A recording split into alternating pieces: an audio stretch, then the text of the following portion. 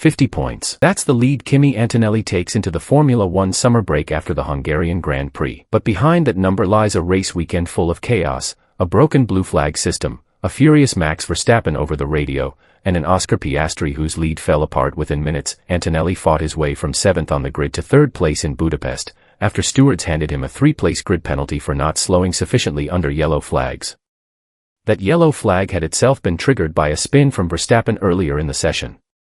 With this result, Antonelli now sits on 219 points, 50 points clear of Lewis Hamilton.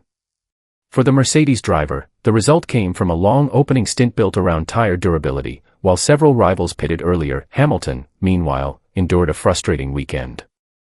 After setting the fastest time in qualifying, losing pole by just 0.012 seconds to Norris, he was demoted 3 places for impeding Piastri and started from 5th. In the race itself, the 7-time world champion picked up a 5-second penalty for speeding in the pit lane, dropping him from 4th to 5th. His points gap to teammate George Russell held steady at 9, while Russell himself struggled after a poor start that dropped him as low as 2-1 st.I. In the Constructors' Championship, Mercedes leads with 379 points, ahead of Ferrari on 307 points, a gap of 72 points. Third-placed McLaren sits on 220 points after Lando Norris claimed his first win of the season. It was the reigning champion's first triumph since his win in Brazil in November 2025. Norris had taken pole position but was overtaken by teammate Piastri right at turn 1, with the Australian holding the lead for the entire first half of the race. Norris's win, however, wasn't the only talking point of the weekend.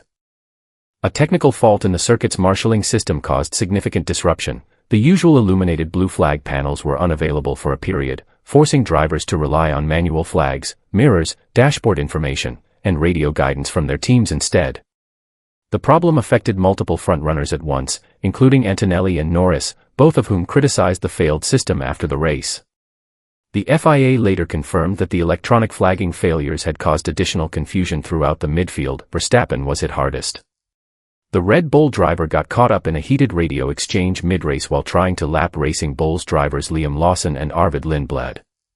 Both were locked in their own battle for position at the time and didn't yield as expected, despite blue flags being shown at the marshal posts. Over the radio, Verstappen was clearly heard saying, "They need to get a penalty.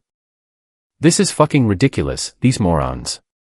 Stewards reviewed the incident afterward but ultimately took no action against either Racing Bulls driver. Lawson later explained his side of events, saying he had simply been trying to stay out of the situation. In his own words, "I was just trying not to get in the way."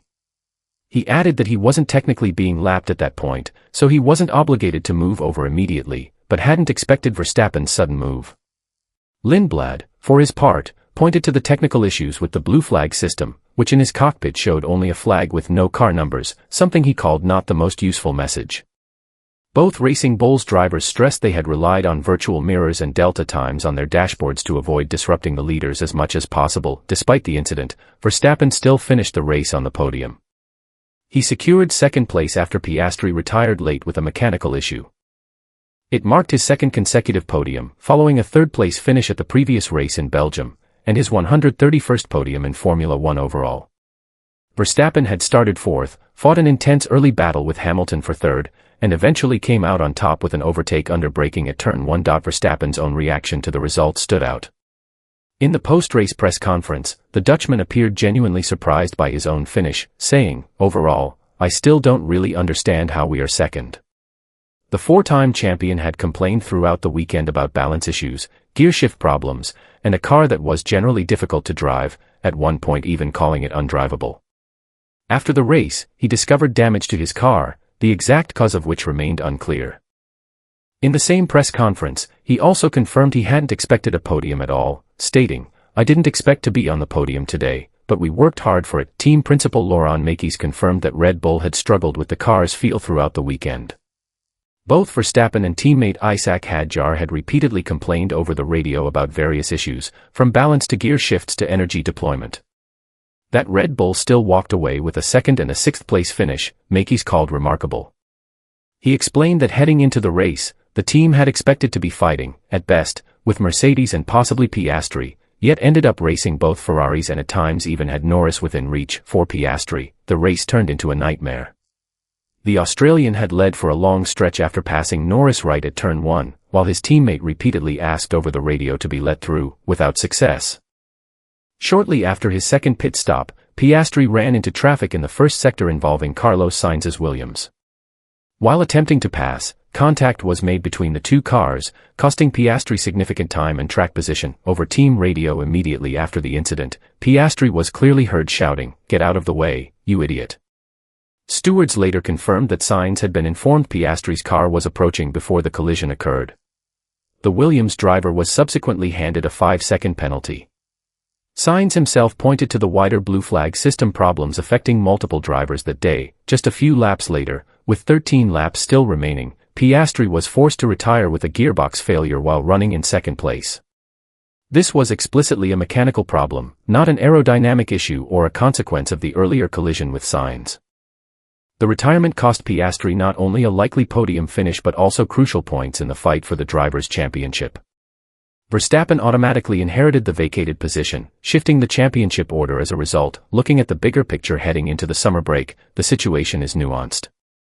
Ferrari's 72-point deficit to Mercedes in the Constructors' Championship is real, but it isn't closing at any meaningful pace, even on a weekend where Ferrari and McLaren were, by their own assessment, faster than the previously dominant Mercedes. At the same time, Verstappen quietly closed the gap to Piastri in the drivers' standings after Hungary, even though Red Bull remains only fourth in the Constructors' Championship, trailing McLaren by 43 points. Mackey's himself looked ahead after the race, describing an upward trend. The first half of the season has been something of a roller coaster, but we're clearly moving in the right direction. He noted that Red Bull had been consistently fighting for podiums over the past 4 races and had visibly closed the gap to its rivals, while acknowledging the team still needs to work on balance and consistency to fight for wins on a regular basis for everyone involved. Hungary marks the final reference point before the summer break. The next chance to shift the current picture comes at the Dutch Grand Prix in Zandvoort on August 23, also Verstappen's home race.